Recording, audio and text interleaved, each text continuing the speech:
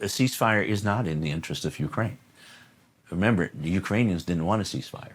The Europeans didn't want a ceasefire. They now do. The Ukrainians now do. Well, they want a ceasefire because they know that Donald Trump wants a ceasefire. I mean, much of the negotiations that have been going on is a negotiation between the Ukrainians and the United States, not between the Ukrainians and Russia. And the U.S. is trying to get Ukraine to accept something that the Russians are willing to accept, and they're pushing Ukraine. And it started with the ceasefire. I mean, the ceasefire and Trump literally just said that. He said the Ukrainians better step up because the Russians are ready for peace. He said that yesterday. Exactly. But this has been the entire pattern. I mean, when the blow-up happened a year ago in the Oval Office. You're not in a good position. You don't have the cards right now.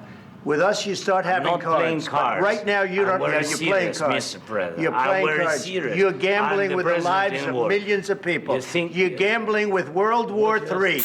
And the Europeans then came to Zelensky and said, you know, the one thing you can give on is, you know, accept a ceasefire. A ceasefire is not a good thing. A frozen conflict, maybe. If a ceasefire leads to the deployment of the security guarantee, if the Europeans start putting forces in there and the Americans are willing to provide a backstop, then I think it's okay.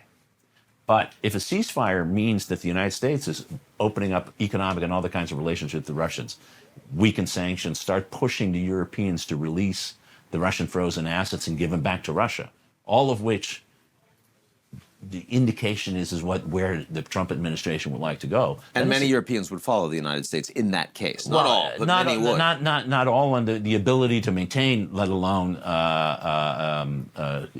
get new sanctions, is going to be much, much more difficult. Yeah. And so, yes, the deterrent effect starts to unravel. And frankly, it unravels only because of one reason, because Donald Trump wants to be seen as the man who brought peace. Brought peace to or at least that brought war. a ceasefire. Yeah, exactly. End the war. And this is the trap.